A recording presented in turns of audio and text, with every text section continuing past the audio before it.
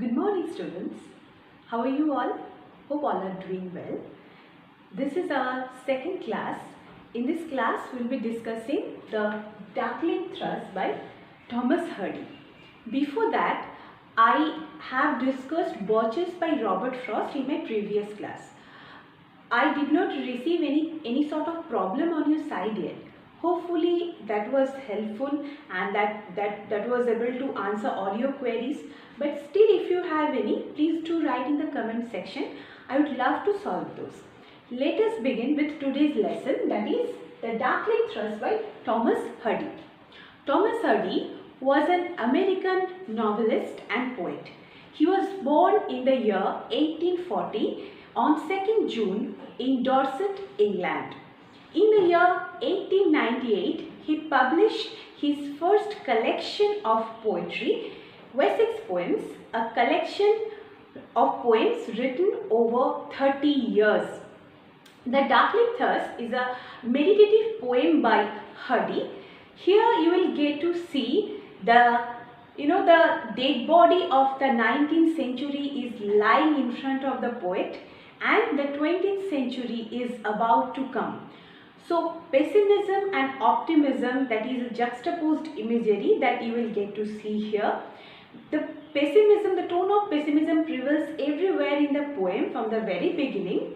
Towards the end, somehow it's restored with the help of the songbird thrush. So let us discuss the poem in detail so that we can grab the central idea. The Darkling Thrush. Darkling means in the darkness and thrush is a songbird. I leaned upon a coppice gate when frost was spectre grey, and winter's dregs made desolate the wakening eye of the day. The tangled vine stems covered the sky like strings of broken lyres, and all mankind that haunted night had sought their household fires. So, on the last hours of the 19th century, the poet is leaning on a coppice gate. The poet is leaning on a coppice gate. The gateway is here suggestive of a new place, a new century. And the poet its leaning means he is tired and dejected. He is leaning on a coppice gate on a wintry and frosty evening. When frost was spectre grey, the frost seems to have enveloped the whole universe, the poet's world. Okay, and it is as spectre as grey, means it is very ghostly and the ambience is very much haunted. So here you can see when it shows nature as a relentless force when it turns out from the sun and becomes very dull, dark and grey. The atmosphere is exactly like that and there is no life at all. And winter's dregs made desolate the wakening eye of day. Dregs means what? The leftover part. So the leftover part of the day, that is the setting of the sun and the wakening eye of the day. Wakening eye of the day means here wakening eye. By this eye, the poet is referring the sun. So it is a metaphor where the sun, the setting sun is compared to what? To an eye. What is metaphor? Where the implied comparison is made between two dissimilar ideas, thoughts or things. Now, the tangled vine stems coat the sky. The tangled vine stems coat the sky. The vine stems, the dried out stems of a vine wood that is intertwined and that seems to climb up the sky, and here the scored means what? Means curved. When the poet is looking at the sky, they are seen like what? They are seen like broken harp. Thus, the broken strings of a harp. Harp is what? That is a stringed instrument whose string is broken. Okay, so by this we can understand there is no harmony, there is no music. Okay, because This is the poet's vision. He cannot imagine music. He cannot imagine anything positive. And all mankind that haunted night had sought their household fires. All mankind that haunted night means what? Here the poet has put a comparison between the barren, bleak weather outside and the warm, inviting weather inside. The people are in a hurry to go back to their home in order to have the warmth of household fires. One critic here, he has pointed out the people who have gone home to enjoy the household fires seem to have assumed costly qualities. By this line we can understand, and all mankind that haunted night. Thus, from the first stanza of the poem, what we have learned, the world seems to become a cold, colorless and bleak and barren place, with a few memories of warmth and melody that have also vanished. Let us start with the second stanza. The land's sharp features seem to be the century's corpse outlined. His script the cloudy canopy, the wind his death lament.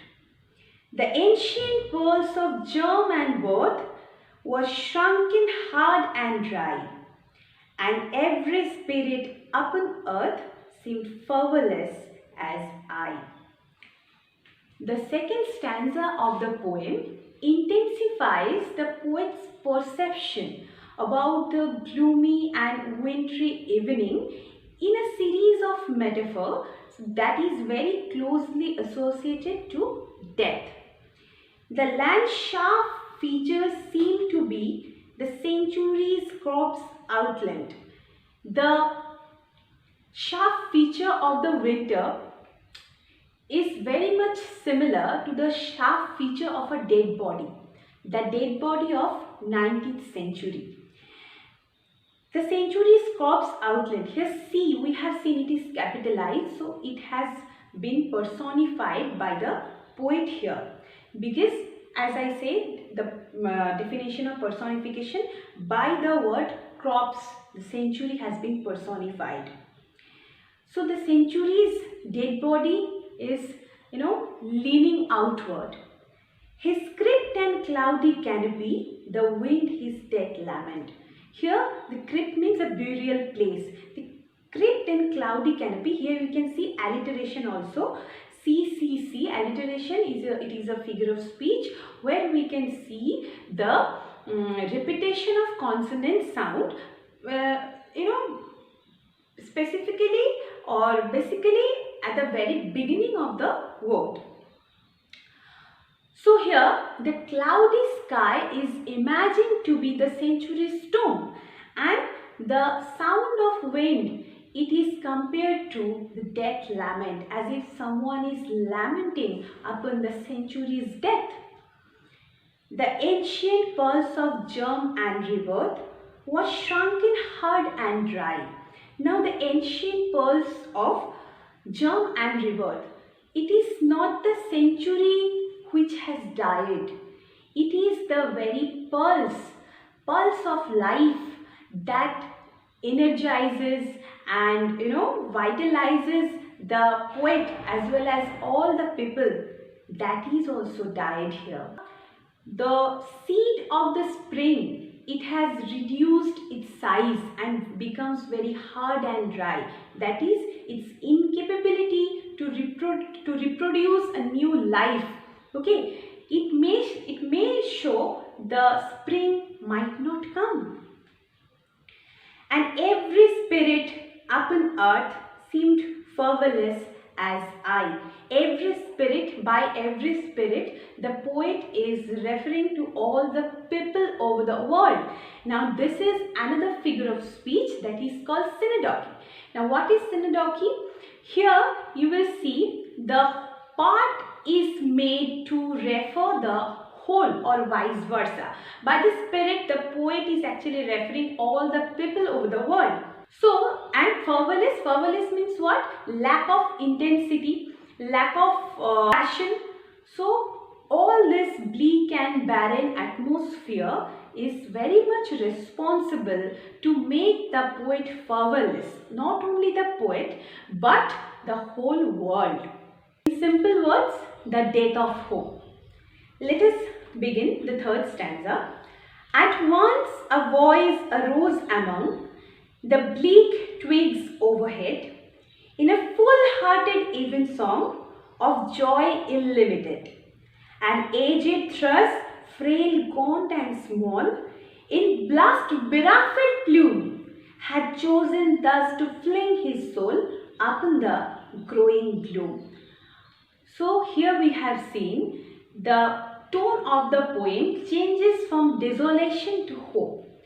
All of a sudden, the poet hears the song of a bird breaks out in this evening with unlimited joy.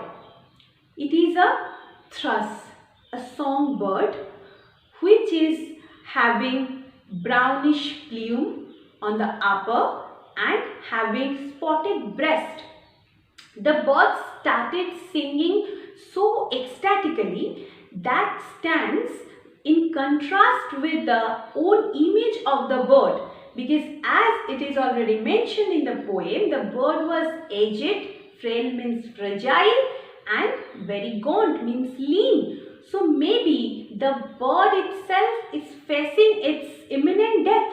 Then also, how is that possible to sing so joyfully? In a full-hearted evensong of joy illimited.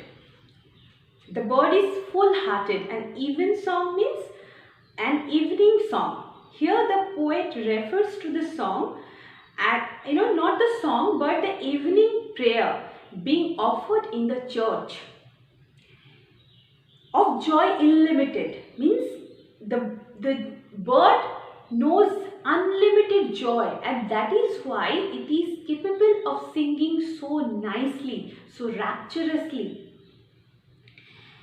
An aged thrush, frail, gaunt and small, in blast beruffled plume. Maybe its feathers are hit by the strong and very harsh weather outside, but then also it is singing with utmost happiness. Even if bitten in such a way, the bird decides to fling its soul, up in the growing gloom. Here it signifies both hope and desperation.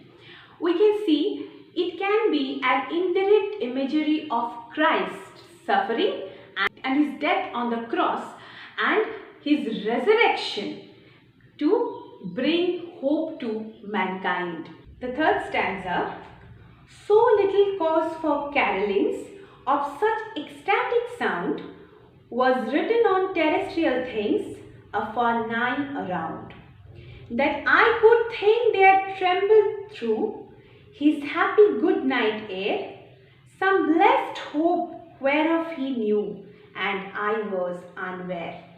The third stanza is filled with hope and life brought by the bird's song.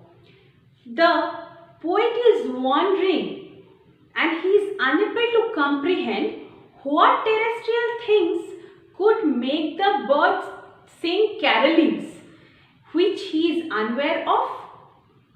The bird is singing so rapturously in such bleak and barren weather, there must be some cause behind it. Though the speaker recognizes the source of joy, but he is unable to experience this, which is making the birds sing carolings, sing the song so ecstatically. Some blessed hope whereof he knew as I was unaware. Hope, H is written here in a capital letter. Blessed hope, by this, the speaker may be referring to some religious influence upon the bird, which is very evident to make the birds sing like this.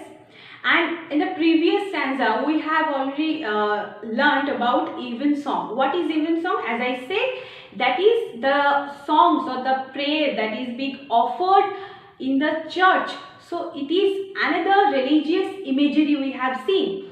We can also see there are three virtues in Christianity, that is hope, charity and love. And by this hope, the poet is referring one of the Christian virtues. It is also also religious imagery, and by capitalizing the letter H, maybe it is a spiritual being. Here we can understand it is an indirect reference to Christ, which is bringing hope to mankind.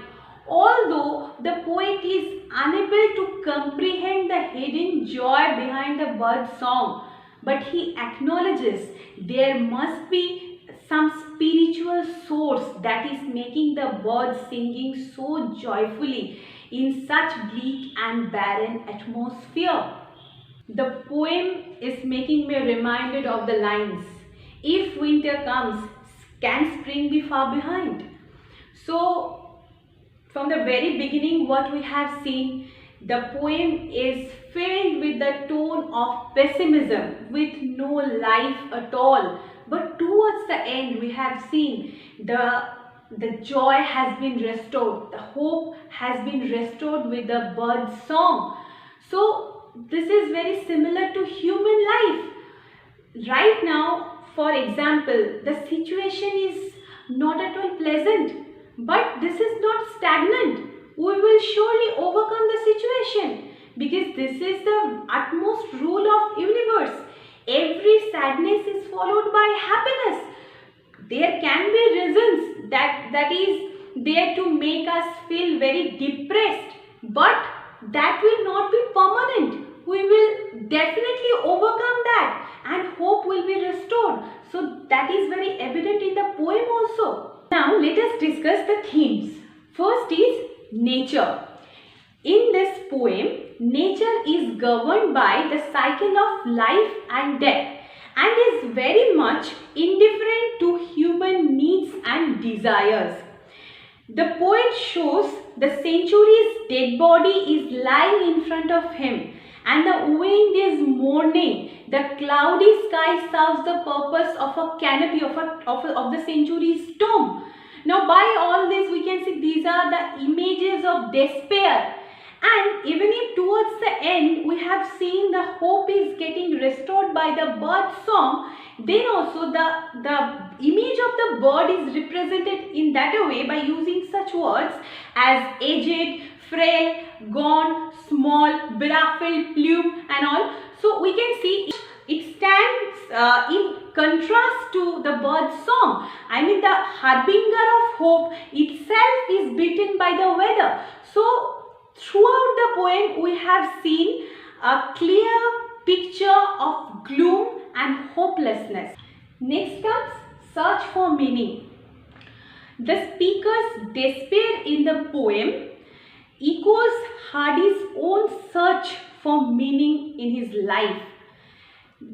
He himself mourned for the passing agricultural society in England, and he finds a little cause to celebrate the rapid industrialization in England. That surely diminishes all rural culture, all rural tradition, and that is the cause of despair. He cannot see any hope, he cannot see any sort of life, rather everything is barren, bleak and lifeless. Now let us discuss the figures of speech presented in the poem. We'll start with alliteration. Alliteration is a figure of speech in which the repetition of consonant sound is seen mostly in the beginning of the word. For example, the tangled vine stems scored the sky, the consonant sound S, S, S. Had sought their household fires, H had, and household, H. Second comes metaphor. Metaphor is a figure of speech when an implicit comparison is made between two dissimilar ideas, thoughts and concepts. For example, the wakening eye of the day, here the comparison is made between the setting sun and an eye. Century's corpse outline, comparison of the century to a dead body. His script The cloudy canopy, comparison of cloud cover to a tomb, has chosen thus to fling his soul. Comparison of the bird song to a soul. Next comes simile, where the comparison is made very explicit. The tangled vine stems coat the sky like strings of broken lyres. So here is an explicit comparison that is made between the tangled vine stems and the strings of broken lyres. Next comes what? That is personification. Personification, when human quality is given to inanimate or abstract ideas. Frost was spectre grey. Now spectre grey, by this we are referring the frost. It is given humanly qualities. Winters, dregs made desolate. Desolate is the word that is given winter humanly attribute, and they are also capitalized with this letter F and W. Then also twilight as the wakening eye of the day, the landscape as the century's corpse. Now comes the last one, that is synecdoche. What is synecdoche? Where the part is made to emphasize the whole or to refer the whole or vice versa. Here people as spirits which seem to be fabulous as the speaker. So this is synecdoche. So this was a brief discussion of the poem The Darkling Thrush. Hope this class was helpful to all of you. Please do read the poem thoroughly with all its implications, imageries, and the central theme is very much important. Read out everything. I'll be providing some materials to you as well, what will be very much helpful in your reading. After that, if you find any problem, please do write in the comment section. I'll be solving that. Till then, take care of yourself. Do study well. Be blessed. Stay at home and have a good day ahead. Thank you.